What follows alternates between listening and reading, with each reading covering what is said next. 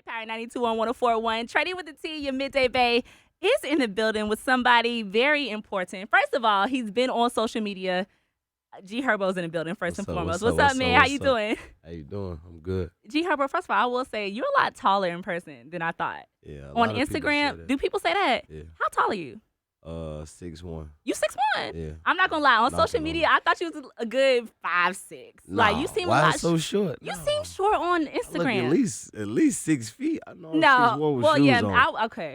I will say, but just on social media, you just come off a little shorter than what you are in person. So when you came in, I was like, damn, Somebody just tall. told me they thought I was 6'7" on the internet. Okay, nah, they tripping now. They was 6'7". exaggerating, huh? No, they exaggerating. But thank you so much for being here, man. For sure. We appreciate you Thanks stopping for having by the iPower Studios. And I was laughing at you on social media because I think you was on stage and you was. It was some dance you was doing, and like social media blew that junk I was up. doing the futsal with Uzi. Can you show me how to do that? It's like a little basic little. I only do that for Uzi, man. You only do it for Uzi? You gotta do it for I only Tradia, do that. I though. only do that for my broski, man. You know. Why social media do you like that though? They was like, look at G Herbo. Yeah, you know, I'm goofy. I'm goofy. I goof around on it. You know what? You seem like that in person. You seem real chill, but I can tell you have that side to you where you just, you funny. I be just, I could be my regular self. You know, I'm secure. That's what's up, man. So you are here to talk about your new album, yeah, PTSD. Everywhere. I just want to commend you on that because, like, as a black man, especially in the community, they don't talk about that. You hear about that with veterans or whatever, but like, what made you want to title that PTSD? Because automatically, when you think about post-traumatic stress disorder, you associate it with the Army, with veterans. You know, right? What I'm saying? Exactly. But where I come from, we've been at war with ourselves for and you from Chicago? Generations. Yeah, I'm from Chicago, the east side of Tough. St. 9th Street, but it's neighborhoods all over the country that's like, that's similar to mine in so many ways. So it was important for me to talk about that because I suffered from this mental illness for probably 10 years, 12 years, and like, 15 years of my life, and I didn't even know it. We mask it, right? We mask it. We don't talk about it. We normalize bad. We desensitize to a lot of stuff we do. And I say those words a lot because it's true. I want people to really, like, come into my world and understand that we've been dealing with death and these traumatic events. PTSD could mean you suffer from flashbacks of a traumatic event. That could be one event. It don't even have to deal with violence, death, or none of that. And this is what we up against on a day-to-day basis. So, you know what I'm saying? You can't call nobody crazy. You can't judge nobody off their situation. Absolutely. You just gotta understand. And it was important for me to open a lot of people's eyes that way. That's what's up, man. Again, this is your third full-length album, and I think this album really did touch people in a different way because you have been very real on this album. Again, PTSD in the black community, we mask that, especially for a black male, mothers, aunties, like, boy, stop all that crying. What you crying for? Like, mask that. So I love in 2020, even probably like 2018, I think that's when I really started to hear about, mental illness and PTSD. What do you do? I love that you acknowledge it. What do you do to kind of control that or just kind of like take a grasp onto that? First, I lean towards my fears. Okay, that's a good one. Problems, you know what I'm saying? Like, I don't run from them. I used to do that. I used to self-medicate. I used to act like everything was worse, normal. Right? Yeah.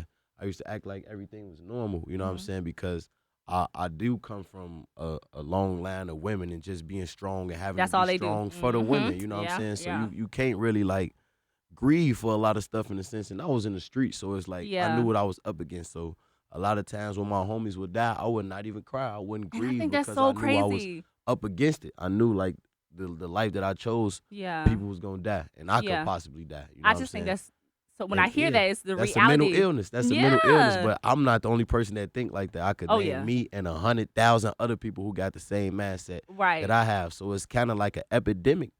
Us really having mental illnesses and don't even understand. Got it, you know what I'm saying? Where it starts. We seeing murders going to school the next day. You know what I'm saying? Like nothing happened, right? Like nothing you get happened. like 10 minutes to get yourself together and you back. So the way I really deal with it, I just lean towards my fears. You know what I'm saying? Like, therapy was an outlet. I got a therapist, but that's not how you heal. That's not the solution of the problem. It's all self-inflicted. You know what I'm saying? You got to heal within yourself. You got to understand your problems and work towards fixing them. Right. So speaking about transition, we know you used to be Lil Herbo. Yeah. So now we transition into G Herbo. G what Herbo, was Big Herbo. Why that transition? Like, what's up with that? It was never really like, I always was true to myself. Even when Lil Herb, that was never like a stage name or artist name. My name is Herbert Wright. My daddy name is Herbert Wright. I was Lil Herb all my life. You know what I'm saying? So I was just rapping about my life and what I was going through. And as I grew up, I was 15, 16 when I started doing this, but I was living like a grown man. Yeah. That's how People most, looked at me like a grown man. You know what Yeah. I'm saying? They considered me to be a grown man at You was 16, 15, 17 yeah, years nah, old, that's 15 wild. years old. Mhm. And I supposed to have room to make mistakes, room for error, but they didn't give me Absolutely. that. They labeled me already as one thing, where it's like you got to behave a certain way and be a certain way. And I carried that. So Yeah. by the time I was 18 years old, people really looked at me like a grown Like man. a grown you know man, what I'm saying? right. And that's where G Herbo came from. It just was how I carry myself, as a young man, a general at an early age. I was always a leader. Yeah. Everybody around me. And I see that. Just talking to you, I can see how you speak. Appreciate it. And how you move. I can tell you've always had that leadership role at such a young age. You can just, it comes out of your pores like, but you it's just that crazy leader, man. because like I was always the guy. Everybody around me was they own man, leaders in their own ways. Like I never was leading the pack. We all just was leaders, grown men, in your own right, early age. You know what I'm saying?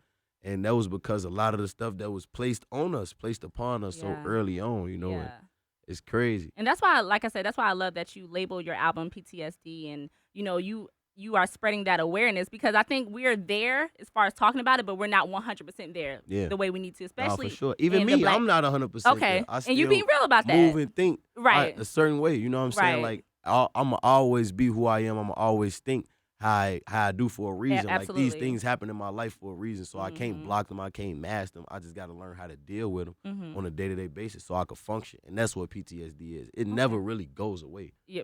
Right. If like you ask me. You die with it. Like you just mask it. You learn how to control it. You learn how to function. You learn how to control it. And That's you understand it. You know what I'm saying? You understand that this is a problem. I've been through this. It's a problem. Let me address it. Man, G Herbo. We are speaking with G Herbo if you're listening right now, and your girl Tradia with T's in the building. What I will say about this album, R.I.P. to Juice Wrld. Yeah. I'm friend. Brother.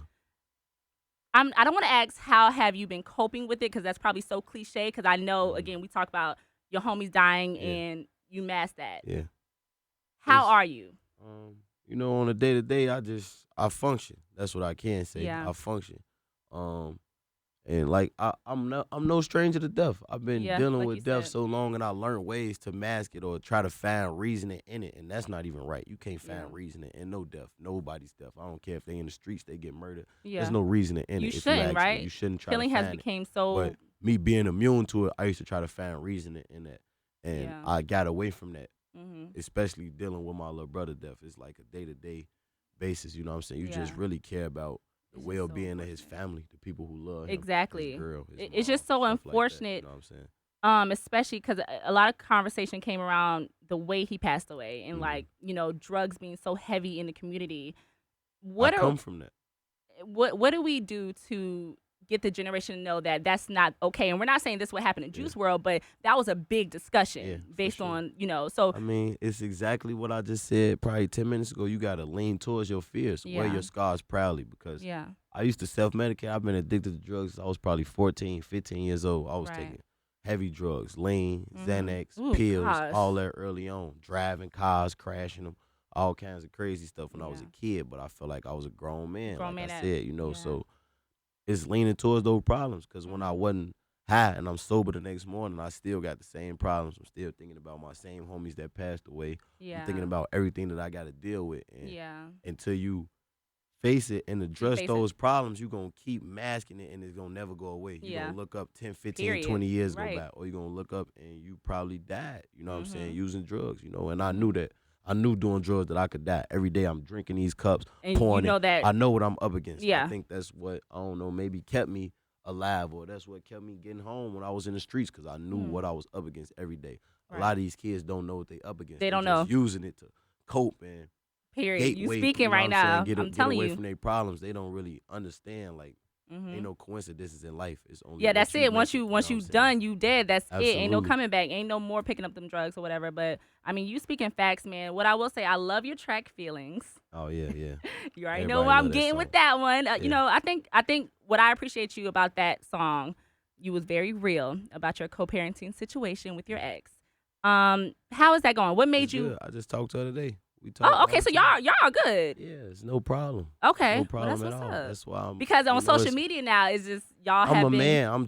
I'm able to talk about my problems in a way where I could be vulnerable and address my problems, speak on what it is I do right, what it is I do wrong, and not run from that. You know what I'm saying? Y'all sound so cute. She understand that. That's my son, mom. Her mental well-being is best for my kid. The I same love as that. mine. You know what I'm saying? I love so that. I don't never want to be on any type of page I love that, man. with her other than the same page. You get what I'm saying? So period. I Especially just for your talked to her son. today. Yeah. She just told me, like, you know, my son got access to some shrimp. I'm allergic to shrimp. You know what I'm saying? He allergic to shrimp now. She's seeing. So it's like, if we not on the same page, how's she gonna ever be able to call and tell me what's going on with my son? Man. You know what I'm saying? So it's like, it's bigger than music. I'm just talking about my problems where maybe I could help the next father that's out here going through and this. you are, though. Stand in front of your problems, man. Like, there wasn't no diss track. That was me talking and expressing myself in a way where I could help everybody, even her. I'm telling her stuff that I ain't get to tell her on the phone through this song. You know what I'm saying? And, it didn't come off like a diss track, though, at all. Exactly. I'm it didn't come off like that.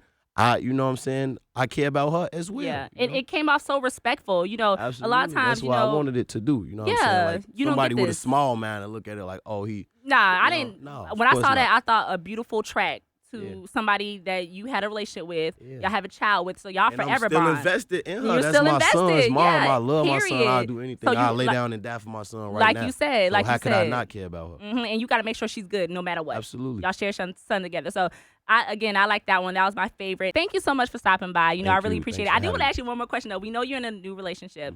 How was it, Fabulous daughter?